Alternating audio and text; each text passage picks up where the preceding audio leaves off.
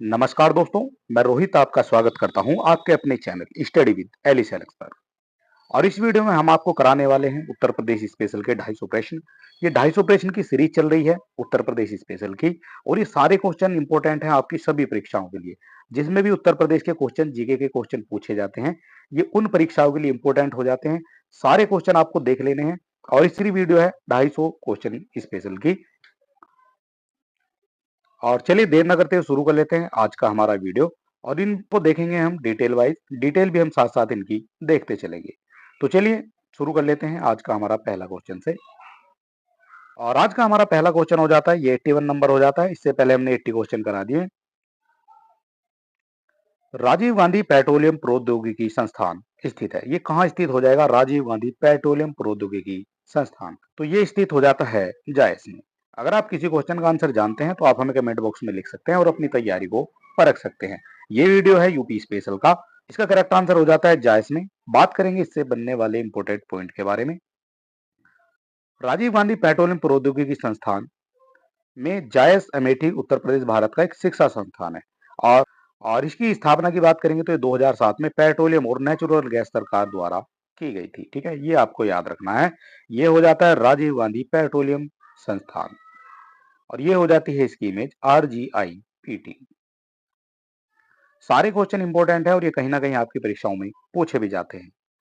उत्तर प्रदेश का कौन सा नगर चिकन गोटे का काम है जरी के लिए प्रसिद्ध है? चिकन गोटे का काम और जरी के लिए प्रसिद्ध है, ये कौन सा हो जाएगा? तो ये हो जाता है आपका लखनऊ। और लखनऊ की जो चिकन करी है वो काफी फेमस है। और बात करेंगे इससे बनने वाले इंपॉर्टेंट पॉइंट के बारे में। चिकन लखनऊ की प्रसिद्ध शैली है और कढ़ाई कशीदाकारी भी है। ठीक है, तो ये कढ़ाई और कशीदाकारी भी लखनऊ की जो है प्रसिद्ध शैली हो जाती है। जरदोजी की बात करेंगे तो जरदोजी जो है यहाँ का लघु उद्योग है, जो कुर्ते और साड़ियों जैसे कपड़ों पर अपनी कलाकारी की छाप चढ़ाते हैं। और बात करेंगे मुर्रे, जाली, बखिया, टेम्पी, चंपा आदि, ये 36 प्रकार की चिकन की शैलियां होती हैं। ये इंपॉर्टेंट हो जाता है आपके लिए, कितने प्रकार की शैलियां हो जाती है? तो ये 36 प्रकार की शैलियां हो जाती हैं। किस किस तरह से होती हैं तो ये आप देख सकते हैं। किस तरह से चिकन और कढ़ाई का काम होता है, ये आप देख सकते हैं। कुछ इस तरह से जो है कढ़ाई होती है और ये जो है काम किया जाता है। ठीक है, ये आप देख सकते हैं कढ़ाई करते हुए। और ये काफी बारीक काम होता है जो लखनऊ में सबसे ज्यादा होता है। निम्न में से किस हेतु फर्रुखाबाद जाना जाता है? फर्रुखाबाद किसके लिए जाना जाता है? तो फर्रुखाबाद जाना जाता है छपाई फार्मा उद्योग के लिए। ये इंपॉर्टेंट क्वेश्चन है। में से किस हेतु फर्रुखाबाद जाना जाता है? छपाई फार्मा उद्योग। अब छपाई फार्मा उद्योग होता क्या है वो हम आपको दिखा देते हैं। बात करेंगे इसके बारे में।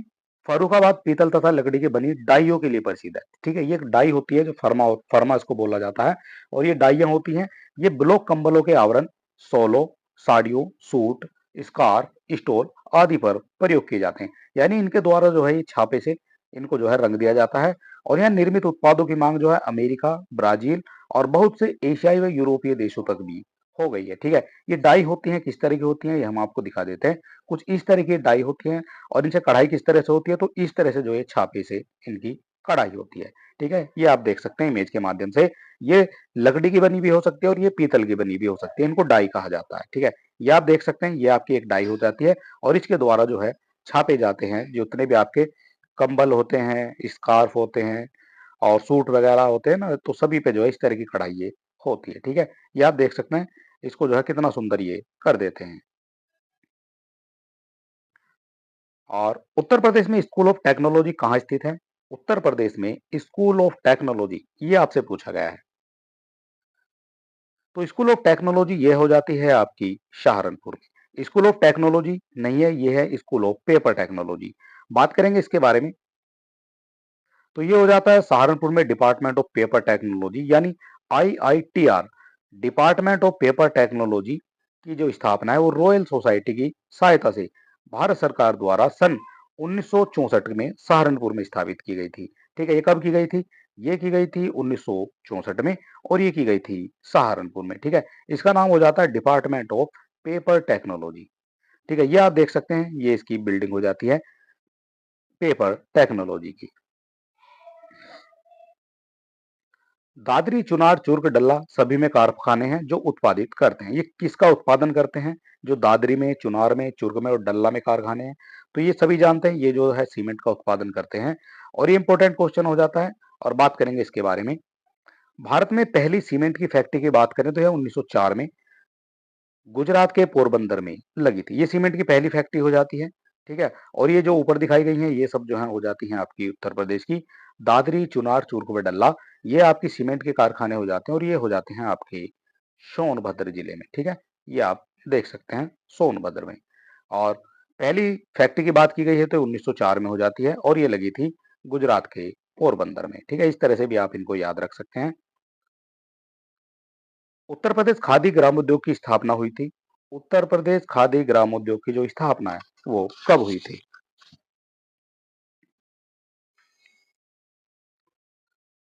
तो इसकी जो स्थापना है वो हो जाती है 1960 में। उत्तर प्रदेश खादी ग्रामोद्योग की स्थापना 1960 में हो जाती है। बात करेंगे इसके बारे में। उत्तर प्रदेश में खादी ग्रामोद्योग सेक्टर के चतुर्मुखी विकास के लिए, चतुर्मुखी यानी चारों तरफ का जो विकास होता है उसको चतुर्मुखी विकास कहा जाता है। यानी चारों उत्तर प्रदेश खादी ग्रामोद्योग अधिनियम संख्या 10 और 1960 के अंतर्गत बोर्ड का एक गठन किया गया था और इसमें एक सलाहकार बोर्ड के रूप में इसका गठन किया गया था, ठीक है? ये जो था उत्तर प्रदेश खादी ग्रामोद्योग बोर्ड जो था, ये इसका जो गठन किया गया था वो एक सलाहकार बोर्ड के रूप में किया गया था। कब किया गया था? 1960 में किया गया था, ठीक है? ये इंपॉर्टेंट हो जाते हैं आपकी सभी परीक्षाओं के लिए। सूची 1 व सूची 2 को सुमेलित करना है और सही दिए गए कोड से सही उत्तर का भी आपको चुनाव करना है। तो चलिए देखें कौन सा हो जाता है इनमें से करेक्ट। सही का आपको चुनाव करना है।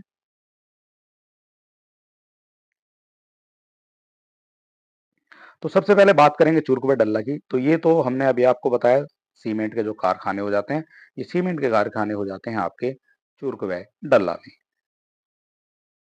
इसके बाद फिरोजाबाद की बात करेंगे तो फिरोजाबाद ये चूड़ियों के लिए जाना जाता है। कांच के जो चूड़ियां होती हैं उनके लिए जाना जाता है आपका फिरोजाबाद। ये हर बार आपकी परीक्षाओं में पूछा जाता है। अलीगढ़ की बात करेंगे, ये जाना जाता है आपका ताले के लिए। और मेरठ की बात करेंगे तो खेल के सामान के लिए प्रसिद्ध है, ठीक है? इस तरह से आप इसका मैच कर सकते हैं। ए का 3 हो जाएगा और ए का 3 दिया गया है आपका ऑप्शन नंबर सी में।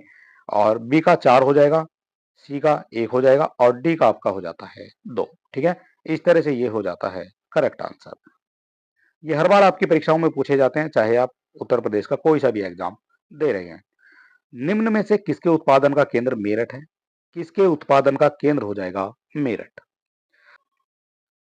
तो ये हम आपको बता चुके हैं, खेल का जो सामान होता है ये सबसे ज्यादा जो है उत्पादन करता है मेरठ, खेल के सामान का। और यहाँ से जो है क्रिकेटर बहुत अच्छे अच्छे जो क्रिकेटर होते हैं, बड़े बड़े क्रिकेटर होते हैं, वो बल्ले वगैरह जो बैट वगैरह होते हैं उनको यहाँ से ले जाते हैं। फुटबॉल भी यहाँ बनाई जाती है और खेल के काफी आइटम जो है यहाँ बनाए जाते हैं, ठीक है? और बात करेंगे मेरठ के बारे में, ये इंपॉर्टेंट हो जाता है, यहाँ से क्वेश्चन पूछे जाएंगे। मेरठ को भारत का खेल नगर कहा जाता है। आपसे पूछ लिया जाएगा भारत का खेल नगर किसको कहा जाता है? तो मेरठ को कहा जाता है और मेरठ है यूपी के अंदर, ठीक है? तो इसको मेरठ को भारत का खेल नगर कहा जाता है और जिसका कारण है यहाँ पर जो है विशाल खेल के उद्योग है। बहुत ज्यादा जो है उद्योग है और यहाँ जो इंडस्ट्रियल एरिया है जिसमें सारा जो है स्पोर्ट का ही कारोबार किया जाता है। एशिया की सबसे बड़ी जो सोना मंडी है, जो सराफा बाजार है, वो भी आपका मेरठ में हो जाएगा। बात हो रही है एशिया की, तो एशिया का जो सबसे बड़ा सोने की मंडी है, सोना यानी गोल्ड की जो मंडी है, वो आपकी मेरठ में ही हो जाती है, उसको कहा जाता है सराफा बाजार। इसके बाद मेरठ के जो बाबा अमरनाथ मंदिर है, ये भगवान शिव को समर्पित है, ये भी फेमस हो जाते हैं। और सबसे इंपॉर्टेंट चीज है यहाँ जो है 1857 की क्रांति का जो आगाज हुआ था, वो यहीं से हुआ था काली पलटन मंदिर से, ठीक है? मंगल पांडे और उनके साथियों के द्वारा जब 1857 की क्रांति का आगाज किया गया था तो वो काली पलटन मंदिर से किया गया था, मेरठ से ही, ठीक है? ये आपको याद रखना है। और ये आपको बता दिया गया है, प्रथम जो स्वतंत्रता संग्राम है उसकी शुरुआत हो जाती है मेरठ से। और यहाँ एक इम्पोर्टेंट जो स्थान है वो है हस्तिनापुर और ये जो है कुरु जनपद की राजधानी और हस्तिनापुर जैन नगरी भी इसको माना जाता है। ये जो हस्तिनापुर है ये वही हस्तिनापुर है जो महाभारत में आपको दिखाया गया है, ठीक है? हस्तिनापुर जो है वही हस्तिनापुर है। 1903 में भारतवर्ष की प्रथम चीनी मिल स्थापित की गई थी। 1903 में भारत की वर्ष की प्रथम चीनी मिल स्थापित की गई थी। तो ये कहाँ स्थापित की गई थी? तो 1903 में की जाती है ये प्रतापपुर में, ठीक है? प्रतापपुर में हो जाती है और प्रतापपुर कहाँ है? तो ये हो जाता है आपका देवरिया में। ठीक है। देवरिया में हो जाता है आपका प्रतापपुर। और बात करेंगे इसके बारे में, थोड़ा डिटेल से समझने की कोशिश करेंगे। उत्तर प्रदेश में देवरिया के प्रतापपुर नामक स्थान पर 1903 में भारत की प्रथम जो प्राचीनतम चीनी मिल थी वो स्थापित हो चुकी थी। कब? 1903 में। और बात करेंगे खतौली की जो त्रिवेणी चीनी मिल है, उसका उत्पादन और भंडारण की क्षमता के मामले में एशिया में सबसे बड़ी मिल है। जो और इसके अंतर्गत जो है ये उत्पादन, जो आपका चीनी का उत्पादन होता है और चीनी का जो भंडारण होता है, उस मामले में एशिया में सबसे बड़ी मिल है। और ये मिल जो है 1933 में ही चालू की गई थी। ठीक है। इतनी बात आपको याद रखनी है खतौली की त्रिवेणी चीनी मिल से, जो हो जाती है एशिया की सबसे बड़ी उत्पादन और भंडारण क्षमता के हिसाब से। और भारत की सबसे पहली चीनी मिल की बात करेंगे, ये तो हो जाती है आपकी उत्तर प्रदेश की। अब बात करेंगे भारत की, तो भारत की जो है चीनी मिल ये 1801 में बंगाल के हुगली जिले में स्थापित की गई थी। किसकी थी ये? थी भारत की सबसे पहली चीनी मिल। कब स्थापित की जाती है? 1801 में स्थापित की जाती है। और इस मिल का जो नाम है वो था हुगली शुगर मिल। ठीक है। हुगली शुगर मिल था इसका नाम। 1801 में इसकी स्थापना हो जाती है। और चीनी उत्पादन का पहला प्रयास था ये भारत में, जो हुगली शुगर मिल थी, ये पहला प्रयास था चीनी मिल का।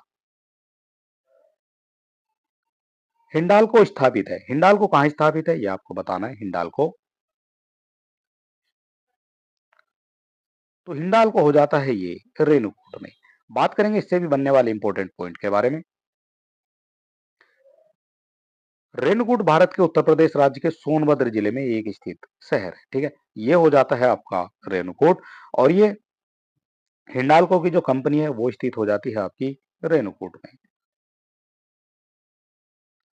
उत्तर प्रदेश में मिट्टी के खिलौनों का उद्योग केंद्रित है। मिट्टी के खिलौनों का जो उद्योग है वो केंद्रित है। तो कहाँ केंद्रित है? मेरठ में, कानपुर में, आगरा में या फिर बरेली में। बात की गई है मिट्टी के खिलौनों की, तो ये हो जाता है संबंधित आगरा से। और बात करेंगे इसके बारे में, आगरा से संबंधित हो जाते हैं मिट्टी के खिलौने। आगरा मिट्टी के खिलौनों के लिए प्रसिद्ध है। और आगरा शहर जो चमड़े के सामान, हस्तशिल्प, जरी जरदोजी, संगमरमर और पत्थर नक्काशी और जड़ाई के काम के लिए भी प्रसिद्ध है। ठीक है। ये हो जाता है आपका आगरा।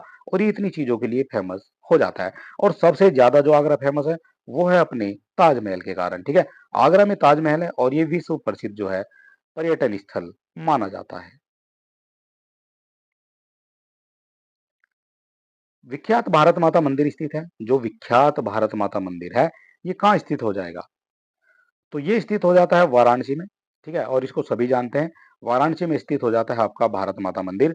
और काफी बच्चों ने जो है, काफी स्टूडेंट ने ये देखा नहीं है, लेकिन आज हम दिखा देते हैं माता मंदिर ये किस तरह का होता है। सबसे पहले बात करेंगे, यह मंदिर देश प्रेम का जो भव्य स्मारक माना जाता है। देश प्रेम का भव्य स्मारक माना जाता है। और अंग्रेजों के शासन में दबे भारतीयों ने इस भव्य और अनूठे मंदिर की परिकल्पना को करीब 10 लाख रुपए में शिव प्रसाद गुप्त ने इसका निर्माण कराया था। 10 लाख रुपए से इसका निर्माण हुआ। और किसने कराया है? तो ये निर्माण कराया है इसका शिव प्रसाद गुप्त ने।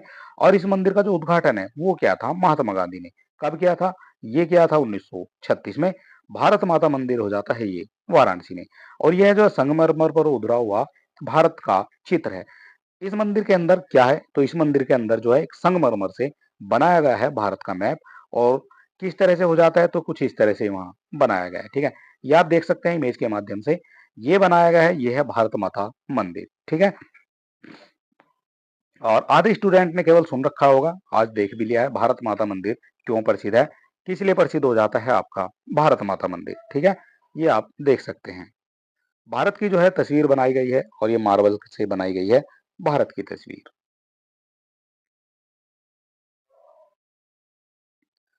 और ये हो जाता है हमारा नेक्स्ट क्वेश्चन। निम्नलिखित में से कौन सा युग्म सुमेलित नहीं है? कौन सा हो जाएगा जो सुमेलित नहीं है?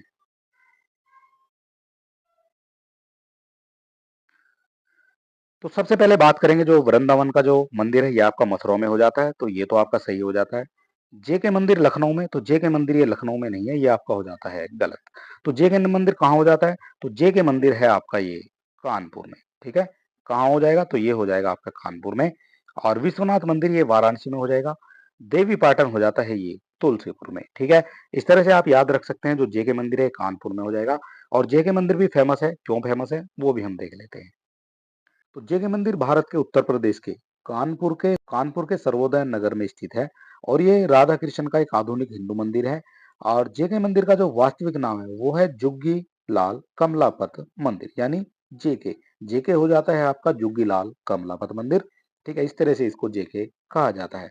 जेके मंदिर जिसे कानपुर में राधा कृष्ण मंदिर के नाम से अधिक जाना जाता है। ठीक है, और ये हो जाता है जेके मंदिर कानपुर में। ये आप देख सकते हैं इमेज के माध्यम से। ठीक है, बात करेंगे अगले क्वेश्चन की। निम्नलिखित में कौन सा उत्तर प्रदेश के बौद्ध परिपथ का भाग नहीं है? बौद्ध परिपथ का भाग कौन सा नहीं है? तो बौद्ध परिपथ में आपके हो जाते हैं जो आपका कपिल वस्तु है, ये बौद्ध परिपथ से संबंधित हो जाएगा। कुशीनगर भी हो जाएगा और सारनाथ भी हो जाएगा। लेकिन संकीसा जो है ये आपका बौद्ध धर्म से संबंधित या बौद्ध परिपथ से संबंधित नहीं है। बात करेंगे इन सभी के बारे में। कपिलवस्तु को देख लेते हैं। कपिलवस्तु गौतम बुद्ध का बचपन का घर था, क्योंकि यह शाक्यों की राजधानी थी जिन पर उनके पिता ने शासन किया था। और कपिलवस्तु वह स्थान है जहां सिद्धार्थ गौतम ने अपने जीवन के 29 वर्ष बिताए थे। कितने वर्ष? तो 29 वर्ष बिताए थे अपने जीवन के। और उनका जन्म जो है 563 ईस्वी पूर्व के बीच में शाक्य गणराज्य की तत्कालीन राजधानी कपिलवस्तु के निकट लुम्बिनी में हुआ था। ठीक है, इसीलिए कपिलवस्तु हो जाता है बौद्ध परिपथ का भाग। और लुम्बिनी कहाँ है? तो लुम्बिनी इस समय हो जाता है ये नेपाल में। इसके बाद बात करेंगे कुशीनगर की। कुशीनगर उत्तर प्रदेश में स्थित एक प्रमुख स्थल हो जाता है जो बौद्ध धर्म के लिए धार्मिक महत्व रखता है। और ये जगह बुद्ध भगवान के निर्वाण स्थल के रूप में विख्यात है। और यह भगवान बुद्ध के परिनिर्माण स्थल के रूप में जानी जाती है। परिनिर्माण की बात करते हैं, जब इन्होंने अपने शरीर को त्याग दिया था उसको कहा जाता है परिनिर्माण। और बुद्ध ने यही जो है महासमाधि ले ली थी। ठीक है, ये आप देख सकते हैं महासमाधि ले ली थी कुशीनगर में। तो ये भी बौद्ध परिपथ का भाग हो जाता है। बात करेंगे संकीसा की। तो संकीसा हो जाती है महाजनपद युग में। संकीसा जो है ये पांचाल जनपद का प्रसिद्ध नगर हुआ करता था। कब हुआ करता था? महाजनपद युग में हुआ करता था। ठीक है, ये हो जाता है संकीसा। और यहाँ हम बात करेंगे गौतम बुद्ध की जो धर्म स्थली है वो है सारनाथ के। और यहाँ हम बात करेंगे गौतम बुद्ध की धर्मस्थली सारनाथ के महत्वपूर्ण स्रोतों से एक जो है वो धर्मिक स्तूप हो जाता है। इस स्तूप का निर्माण जो है सम्राट अशोक ने करवाया था। और ऐसा कहा जाता है कि यह स्थान जो है महात्मा बुद्ध ने अपना उपदेश दिया था। सारनाथ में अपना पहला उपदेश दिया था। ठीक है, ये आप देख सकते हैं सारनाथ। और सारनाथ में अपना पहला उपदेश दिया था बुद्ध ने।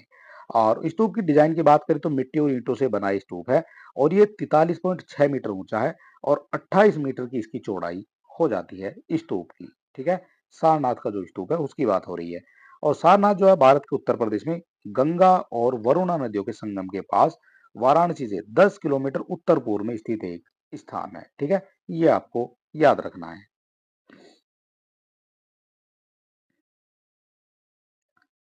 उत्तर प्रदेश में जैन और बौद्ध दोनों का प्रसिद्ध तीर्थ कौन सा हो जाएगा? उत्तर प्रदेश की बात हो रही है, जैन और बौद्ध दोनों का प्रसिद्ध तीर्थ कौन सा हो जाएगा?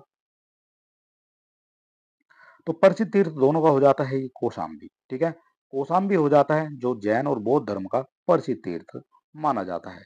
बात करेंगे इसके बारे में। तो यूपी में हो जाता है कौशाम्बी। और ये कौशाम्बी जनपद में भगवान बुद्ध और महावीर स्वामी से जुड़े प्रसिद्ध स्थल पाए गए हैं। ठीक है, ये आप देख सकते हैं मा- भगवान बुद्ध से और महावीर स्वामी से जुड़े हुए प्रसिद्ध स्थल पाए जाते हैं ये यूपी के कौशाम्बी में। उत्तर प्रदेश का प्राचीनतम जीवंत नगर कौन सा है? प्राचीनतम नगर आपसे पूछा जाए कौन सा हो जाएगा उत्तर प्रदेश का? तो उत्तर प्रदेश का हो जाता है ये वाराणसी। ठीक है, ये वाराणसी हो जाता है। ये सारे क्वेश्चन आपसे पूछे गए क्वेश्चन है। और वाराणसी जो है जिसे काशी या फिर बनारस के नाम से भी जाना जाता है। वाराणसी को ही काशी कहा जाएगा या फिर इसको बनारस कहा जाएगा। और उत्तर प्रदेश राज्य में गंगा नदी के तट पर स्थित एक प्राचीन नगर ये हो जाता है। ठीक है, ये आपको याद रखना है। उत्तर प्रदेश राज्य पर्यटन विकास निगम लिमिटेड की स्थापना की गई है। ये कब की गई है? उत्तर प्रदेश राज्य पर्यटन विकास निगम की स्थापना तो ये की जाती है 1974 में। 1974 में की जाती है। और यहाँ भी दिखाया गया है उत्तर प्रदेश राज्य पर्यटन विकास निगम लिमिटेड की स्थापना ये 5 अगस्त 1974 को की गई थी। ये सभी क्वेश्चन इंपॉर्टेंट है, इनसे ही जो है आपके क्वेश्चन पूछे जाते हैं। उत्तर प्रदेश में सीमांत कृषक किसे कहा जाता है? सीमांत कृषक की बात हो रही है। सीमांत कृषक किसको कहा जाता है? तो सीमांत कृषक कहा जाएगा जिसके पास 1 हेक्टेयर से कम भूमि वाले हैं, उनको कहा जाएगा ये सीमांत कृषक। बात करेंगे इनके बारे में, तो सबसे पहले आपके सीमांत कृषक आ जाते हैं, ये सीमांत कृषक हो जाते हैं। और ये वे किसान हैं जिनके पास 2.5 एकड़ या फिर 1 हेक्टेयर क्षेत्रफल अथवा उससे कम कृषि योग्य भूमि है, उसको कहा जाएगा सीमांत किसान। लघु किसान आ जाता है इसके बाद में। तो लघु किसान वे किसान हैं जिनके पास 5 एकड़ या फिर 2 हेक्टेयर क्षेत्रफल अथवा उससे कम या फिर 2.5 एकड़ या 1 हेक्टेयर से अधिक कृषि योग्य भूमि है, उसको कहा जाता है लघु किसान। ठीक है, दो किसान हो जाते हैं, सबसे पहले सीमांत फिर लघु और बाद में आ जाते हैं आपके लघु किसान। और लघु किसान वे किसान हैं जिनके पास 5 एकड़ या फिर 2 हेक्टेयर से अधिक भूमि है, उनको कहा जाएगा वृद्ध किसान। ठीक है, ये आपको याद रखना है। भारत में प्रदेश भारत में उत्तर प्रदेश जिनके उत्पादन में प्रथम स्थान रखता है वो कौन कौन से हो जाते हैं? किनके उत्पादन में जो है प्रथम स्थान रखता है उत्तर प्रदेश, वो कौन कौन से हो जाएंगे वो आपको बताने हैं। तो ये हो जाता है गेहूं और गन्ना। गेहूं और गन्ना के उत्पादन में जो है प्रथम स्थान रखता है उत्तर प्रदेश। और चावल की बात करेंगे तो चावल में दूसरा स्थान हो जाता है उत्तर प्रदेश का। बात करेंगे इससे भी बनने वाले इंपॉर्टेंट पॉइंट के बारे में। उत्तर प्रदेश राज्य बहुत से खाद्य पदार्थों में भारत में प्रथम स्थान पर आता है। किस किस में आता है वो हम आपको दिखाते हैं। गेहूं उत्पादन में प्रथम स्थान पर है, हरी मटर उत्पादन में प्रथम स्थान पर है, गन्ना उत्पादन में प्रथम स्थान पर है, आम उत्पादन में भी ये प्रथम स्थान पर हो जाता है। इसके बाद ये अमरूद उत्पादन की बात करते हैं, इलाहाबादी अमरूद आपने देखा होगा, तो ये भी प्रथम स्थान पर हो जाता है अमरूद उत्पादन में। आंवला की बात करते हैं, तो आंवला के उत्पादन में भी प्रतापगढ़ का जो आंवला है वो फेमस है, तो ये भी इसके उत्पादन में भी प्रथम स्थान हो जाता है। बात करेंगे तरबूज उत्पादन में, ये भी प्रथम स्थान पर हो जाता है। खरबूजे उत्पादन में प्रथम स्थान पर हो जाता है। आलू के उत्पादन में भी उत्तर प्रदेश प्रथम स्थान पर हो जाता है। सब्जी के उत्पादन में भी उत्तर प्रदेश जो है प्रथम स्थान पर है। और दूध में तो आप जानते हैं, दूध में तो प्रथम स्थान पर हो ही जाता है। और चीनी के उत्पादन में भी उत्तर प्रदेश जो है प्रथम स्थान पर हो जाता है। ठीक है, और इसके अलावा जो है उत्तर प्रदेश जो है सबसे बड़ा राज्य हो जाता है जनसंख्या के आधार पर, और क्षेत्रफल की दृष्टि से ये हो जाता है चौथा राज्य। ठीक है, इन चीजों में जो है सबसे नंबर 1 पर आ जाता है आपका उत्तर प्रदेश। निम्न में से किस दलहन फसल का क्षेत्र उत्तर प्रदेश में सर्वाधिक है? उत्तर प्रदेश में किस दलहन फसल का जो क्षेत्र है सर्वाधिक हो जाएगा? तो ये हो जाता है चने का। चने का जो उत्पादन है ये सर्वाधिक हो जाता है उत्तर प्रदेश में। ठीक है, यहाँ दिखाया गया है उत्तर प्रदेश में चने का जो है सर्वाधिक फसल क्षेत्रफल हो जाता है। प्रदेश में वायु मृदा अपरदन से सर्वाधिक प्रभावित क्षेत्र कौन सा है? वायु मृदा अपरदन से सर्वाधिक प्रभावित क्षेत्र, तो ये हो जाता है पश्चिमी क्षेत्र। उत्तर प्रदेश का जो ये है, ये जो आपका पश्चिम वाला क्षेत्र है ये आपका सर्वाधिक प्रभावित हो जाता है मृदा अपरदन से। ठीक है, किस किस तरह से हो जाता है यहाँ हम समझने की कोशिश करेंगे। प्रदेश में वायु अपर्दन गर्मी के महीनों में अधिक होता है, जिससे दक्षिणी पश्चिमी उत्तर प्रदेश की 3200 एकड़ कृषि योग्य भूमि का प्रति वर्ष विनाश हो रहा है। और प्रदेश के आगरा, मथुरा, इटावा आदि जिलों में जो है ये ज्यादा प्रभावित क्षेत्र माने जाते हैं। तो कौन कौन से हो जाते हैं? आगरा, मथुरा और इटावा हो जाते हैं सबसे ज्यादा प्रभावित क्षेत्र। इस क्षेत्र की मिट्टी काफी हल्की होती है और वनस्पति के आवरण के अभाव में जो है मृदा अपरदन काफी तीव्र गति से होता है। ठीक है, काफी तीव्र गति से जो है उड़ जाती है, मिट्टी हल्की होती है और यहाँ जो है 15 से 20 फीट तक की गहराई के गड्ढे और बीहड़ बन जाते हैं। ठीक है, और उत्तर प्रदेश का जो इटावा है, इटावा जो जिला है इससे सर्वाधिक प्रभावित माना जाता है। जलोढ़ मृदा में किस रसायन की प्रचुरता पाई जाती है? जलोढ़ मृदा में किस रसायन की प्रचुरता पाई जाती है? तो ये पाई जाती है पोटास और चूना की प्रचुरता पाई जाती है जलोढ़ मृदा में। बात करेंगे इससे भी बनने वाले इंपॉर्टेंट पॉइंट के बारे में, क्योंकि जलोढ़ मिट्टी से भी आपके क्वेश्चन पूछे जाते हैं। मिट्टी में जलोढ़ मिट्टी सर्वाधिक उपजाऊ मिट्टी होती है, ये आप सभी जानते हैं। जलोढ़ मिट्टी जो है ये सर्वाधिक उपजाऊ मिट्टी होती है। और जलोढ़ मिट्टी के दो प्रकार की होती है, एक आपकी खादर और दूसरी होती है आपकी बांगर। बात करेंगे बांगर के बारे में, तो पुरानी जो जलोढ़ मिट्टी हो जाती है उसको बांगर कहा जाता है, जो पुरानी हो जाती है उसको कहा जाता है बांगर। और जबकि नदियों के आसपास का जो क्षेत्र में जो प्रतिवर्ष जो है बहाकर लाई जाती है, नदियों के द्वारा जो बहाकर लाई जा रही है नई मिट्टी, वो जो नई और अधिक उपजाऊ मिट्टी को खादर कहा जाता है। ठीक है, ये दो तरह की मिट्टी हो गई है, एक आपकी बांगर जो पुरानी है, और नई जो मिट्टी है उसको कहा जाएगा खादर। नई यानी कि जो नदियों के द्वारा बहाकर लाई गई है। खादर मृदा बांगर की अपेक्षा अधिक उपजाऊ होती है, और जलोढ़ मिट्टी में चूने और पोटाश की प्रचुरता भी पाई जाती है, और इसमें फास्फोरस और ह्यूमस की कमी होती है। और बात करेंगे जलोढ़ मिट्टी की, तो जो जलोढ़ मिट्टी होती है वो नई जलोढ़ और पुरानी जलोढ़ दोनों में बहुत उपजाऊ और महीन होती है। महीन यानी काफी बारीक हो जाती है जो जलोढ़ मिट्टी होती है। और जलोढ़ मिट्टी कहाँ कहाँ पाई जाती है, तो ये पाई जाती है आपकी पंजाब, हरियाणा, उत्तर प्रदेश, मध्य प्रदेश, बिहार और पश्चिमी बंगाल में इस तरह की मिट्टी पाई जाती है। माता टीला परियोजना संबंधित है, तो माता टीला परियोजना किससे संबंधित हो जाएगी, तो माता टीला परियोजना संबंधित हो जाती है आपकी बेतवा नदी से। बात करेंगे इसके बारे में, और इससे पहले अगर अभी तक आपने हमारे चैनल को सब्सक्राइब नहीं किया तो आप सब्सक्राइब कर सकते हैं, वीडियो को अपने दोस्तों में भी शेयर कर सकते हैं। बात करेंगे इसके बारे में, तो यह भारत की एक प्रमुख नदी घाटी परियोजना है। कौन सी, ये हो जाती है आपकी माता टीला परियोजना। और माता टीला बांध जो उत्तर प्रदेश में ललितपुर जिले में स्थित हो जाता है, और माता टीला बांध को बनाया गया था सन 1958 में। कहाँ बनाया गया था, बेतवा नदी पर इसको बनाया गया था। इस तरह से क्वेश्चन पूछे जाते हैं आपकी सभी परीक्षाओं में। राजघाट बांध एक नहर परियोजना है, और उत्तर प्रदेश और मध्य प्रदेश सरकार के बराबर बराबर सहयोग वाली संयुक्त परियोजना है जो बनाई जा रही है। किस पर बनाई गई है, जो राजघाट परियोजना है,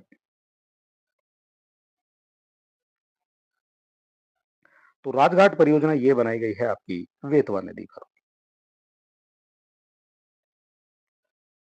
रानी लक्ष्मीबाई बांध अवस्थित है, रानी लक्ष्मीबाई बांध अवस्थित हो जाएगा, ये कहाँ अवस्थित हो जाएगा, तो ये अवस्थित हो जाता है बेतवा नदी पर। ठीक है, बात करेंगे इसके बारे में, रानी लक्ष्मीबाई बांध के बारे में। तो रानी लक्ष्मीबाई बांध जो है ललितपुर जिले में बेतवा नदी पर स्थित है, और यह मध्य प्रदेश और उत्तर प्रदेश की सरकार की अंतर राज्य बांध परियोजना हो जाती है। इसके निर्माण की बात करेंगे तो 1958 में इसका निर्माण शुरू हो जाता है, और इसकी ऊंचाई की बात करेंगे तो 46 मीटर इसकी ऊंचाई हो जाती है। और सबसे बड़ा पॉइंट ये हो जाता है आपके लिए, क्योंकि राजघाट बांध के नाम से इसको जाना जाता था पहले। ठीक है, उसके बाद इसी का नाम जो है कर दिया गया है रानी लक्ष्मीबाई बांध। ठीक है, पहले इसको जाना जाता था राजघाट बांध के नाम से, ये हम आपको ऊपर बता चुके हैं।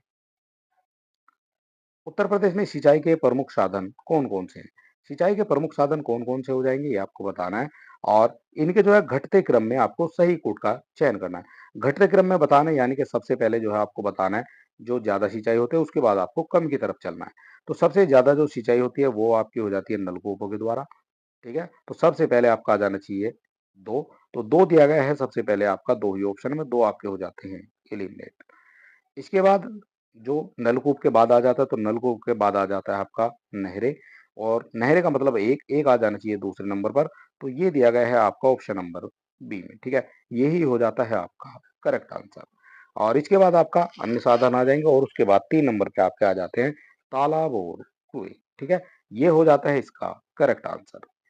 बात करेंगे सिंचाई के बारे में, तो उत्तर प्रदेश में सिंचाई के प्रमुख साधन जो है नलकूप हो जाएगा सबसे पहले, फिर नहर हो जाएगा, कुआं, तालाब, झील, और ये अन्य साधन। ठीक है, इस तरह से जो है आपसे पूछा जाएगा आपकी परीक्षा में, और एक ग्राफ के माध्यम से भी समझाने की कोशिश की गई है। उत्तर प्रदेश में सिंचाई के साधन नलकूप का जो प्रतिशत हो जाएगा ये हो जाएगा 75% के लगभग में, ये जो है फिगर दी गई है। नहरों की बात करेंगे तो 15.5% हो जाता है, और अन्य साधनों में आपके सभी आ जाएंगे जिनमें तालाब, झील, कुएं आदि आ जाएंगे, तो ये हो जाता है लगभग 10% के आसपास। ठीक है, ये आपके 10% के आसपास में अन्य सभी जो हैं आ जाते हैं। ठीक है, ये आपको ग्राफ के माध्यम से भी समझा दिया है। फुल्लर झील भारत के किस राज्य में स्थित है, फुल्लर झील आपसे पूछी गई है भारत के किस राज्य में स्थित हो जाती है, तो फुल्लर झील आपकी हो जाती है ये उत्तर प्रदेश में। बात करेंगे फुल्लर झील के बारे में, ये क्यों इंपॉर्टेंट हो जाती है। फुल्लर झील जिसे पंगैती फुल्लर ताल या फिर गोमत ताल भी कहा जाता है, और उत्तर प्रदेश के पीलीभीत जिले में माधव टांडा के समीप स्थित एक ये झील हो जाती है। और गोमती नदी का जो उद्गम है वो इसी झील से माना जाता है। गोमती नदी का जो उद्गम है ये आपसे कई बार परीक्षाओं में पूछा गया है कि गोमती नदी का जो उद्गम है वो कहाँ से है, तो गोमती नदी का उद्गम हो जाता है ये फुल्लर झील से। ठीक है, ये हो जाता है हमारा नेक्स्ट क्वेश्चन। उत्तर प्रदेश की सबसे लंबी नहर कौन सी है? सबसे लंबी नहर आपसे पूछी गई है, उत्तर प्रदेश की कौन सी हो जाएगी? तो उत्तर प्रदेश की जो सबसे लंबी नहर है ये आपकी हो जाती है शारदा नहर, ठीक है। शारदा नहर हो जाएगी उत्तर प्रदेश की सबसे लंबी नहर। बात करेंगे शारदा नहर के बारे में। ये इंपॉर्टेंट हो जाता है क्योंकि इसकी डिटेल भी आपको पता होना चाहिए, तभी आप इनको अच्छे से याद रख सकते हैं। शारदा नहर उत्तर प्रदेश की सर्वाधिक लंबी नहर हो जाती है, और शाखा और प्रशाखा जो छोटी छोटी नदियां होती हैं उनको शाखा प्रशाखा कहा जाएगा, और उनको लगाकर जो है शारदा नहर की कुल लंबाई ये लगभग हो जाती है 350 किलोमीटर। और यह उत्तर प्रदेश और नेपाल की सीमा के समीप शारदा नदी के किनारे बनबसा नामक स्थान से निकलती है। कहाँ से निकलती है ये नाम आपको याद रखना है, बनबसा नामक स्थान से ये निकलती है। नहर का निर्माण कार्य जो है सन 1920 में प्रारंभ हुआ था, और 1928 में इसका कार्य जो है पूर्ण हुआ था, ठीक है। 8 साल जो है इसको बनने में लगे थे। सूची एक को सूची दो से सुमेलित करना है, और दिए गए कूट से सही उत्तर का भी आपको चयन करना है। इधर आपकी सूची एक दी गई है और इधर आपकी सूची दो दी गई है। कौन कौन सा किससे संबंधित हो जाएगा ये आपको बताना है। तो सबसे पहले बात करेंगे इलाहाबाद के बारे में। इलाहाबाद किससे संबंधित हो जाएगा? तो इलाहाबाद ये हो जाता है आपका बमरोली से संबंधित। कानपुर की बात करेंगे तो कानपुर आपका हो जाता है चगेरी से संबंधित। लखनऊ हो जाता है ये अमौसी से संबंधित, और वाराणसी हो जाता है ये बाबतपुर से संबंधित। ठीक है, इस तरह से ये हो जाता है आपका ए का 3। ए का 3 आपका दिया गया है 2 ऑप्शन में, और बी का हो जाता है 4, और बी का 4 दिया गया है आपका ऑप्शन नंबर सी में, और सी का 1 हो जाएगा, और डी का हो जाता है आपका 2। ठीक है, इस तरह से जो है ये करेक्ट आंसर इसका हो जाता है।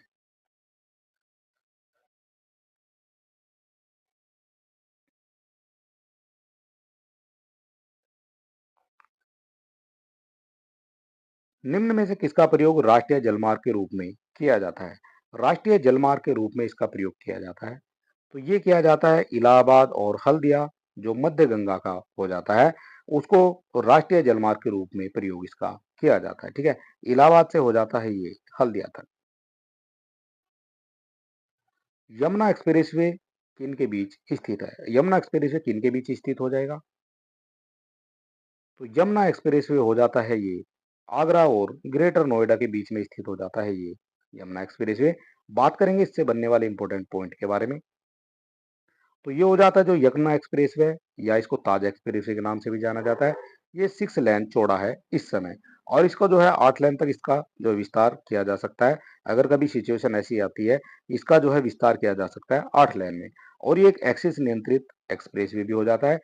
इसकी लंबाई की बात करेंगे तो अलीगढ़ मथुरा से गुजरते हुए ग्रेटर नोएडा से आगरा तक 165, लगभग में ये बात की गई है, 165 किलोमीटर लंबा ये हो जाता है लगभग में। एशिया की सबसे लंबी साइकिल हाईवे की एशिया के सबसे लंबे साइकिल हाईवे की इटावा से आगरा के मध्य कितनी लंबाई है? ये लंबाई कितनी है हाईवे की इटावा से आगरा के मध्य? तो ये हो जाती है 207 किलोमीटर। ठीक है, 207 किलोमीटर की लंबाई हो जाती है। जो बना था ये हाईवे, ये बना था साइकिल हाईवे। ठीक है, और ये जगह सबसे लंबा हो जाता है, और ये बना था इटावा से आगरा के बीच में। और एशिया का पहला और सबसे लंबा साइकिल राजमार्ग जो उत्तर प्रदेश में इटावा और आगरा के बीच में चलता है, और यह 207 किलोमीटर लंबा और 7 फीट चौड़ा हो जाता है। प्रदेश में नवाबगंज पक्षी विहार कहाँ स्थित है? नवाबगंज पक्षी विहार कहाँ स्थित हो जाएगा? तो नवाबगंज हो जाता है ये उन्नाव में। ठीक है, नवाबगंज पक्षी विहार उन्नाव में हो जाता है। बात करेंगे इसके बारे में। तो नवाबगंज पक्षी अभ्यारण्य, जिसका नाम बदलकर शहीद चंद्रशेखर आजाद पक्षी अभ्यारण्य कर दिया गया था 2015 में। ठीक है, ये आपको याद रखना है। आपका जो क्वेश्चन बनता है वो नवाबगंज ही आपसे पूछा जाता है। चंद्रशेखर जो है बहुत कम आपकी परीक्षा में पूछा जाता है। ठीक है, अगर पूछ लिया जाएगा शहीद चंद्रशेखर आजाद पक्षी अभ्यारण्य कहाँ स्थित है, तो ये स्थित हो जाएगा आपका उन्नाव में। ठीक है, और ये 2015 में जो है इसका नाम चेंज किया गया था। निम्न जनपदों में कौन सर्वाधिक वन आच्छादित है? कौन सर्वाधिक वन आच्छादित हो जाएगा? तो ये हो जाता है सोनभद्र। सोनभद्र हो जाता है सर्वाधिक वन आच्छादित उत्तर प्रदेश में। द ऑपरेशन ग्रीन परियोजना का का उत्तर प्रदेश में शुभारंभ हुआ था। उत्तर प्रदेश में कब शुभारंभ हो जाता है द ऑपरेशन ग्रीन परियोजना का? तो इसका जो शुभारंभ हो जाता है ये हो जाता है 2001 में। और बात करेंगे इसके बारे में क्योंकि यहाँ से जो है क्वेश्चन पूछे गए हैं कई बार। ऑपरेशन ग्रीन की जो शुरुआत है उत्तर प्रदेश में वर्ष 2001 में हुई थी। इसके इसे जो है उत्तर प्रदेश में वन आवरण बढ़ाने के उद्देश्य से शुरू किया गया था। और 2 महीने तक चलने वाले ये जो कार्यक्रम होता है 2 महीने तक चलता है। और राज्य के सभी विभाग जो है इसमें भाग लेते हैं और एजेंसियां भी भाग लेती हैं। पर्यावरण जागरूकता के लिए जो क्लब होते हैं वो भी भाग लेते हैं। और कुछ जो है एनसीसी कैडेट वगैरह, होमगार्ड्स वगैरह ये भी जो है इसमें भाग लेते हैं। ये 2 महीने तक चलता है प्रोग्राम। और चलिए दोस्तों, आज का हमारा वीडियो समाप्त होता है और इसका अगला पार्ट जो है कल आपको देखने को मिल जाएगा। और अगर अभी तक आपने हमारे चैनल को सब्सक्राइब नहीं किया तो आप सब्सक्राइब कर सकते हैं। वीडियो को अपने दोस्तों में भी शेयर कर सकते हैं। हमारे टेलीग्राम और व्हाट्सएप चैनल से जुड़ने के लिए लिंक आपको डिस्क्रिप्शन में मिल जाएगा। तो चलिए दोस्तों, ये 250 क्वेश्चन की सीरीज है और इसका जो है अगला पार्ट आपको कल देखने को मिल जाएगा इसी चैनल पर। चलिए दोस्तों, मिलते हैं नेक्स्ट वीडियो में, तब तक के लिए नमस्कार।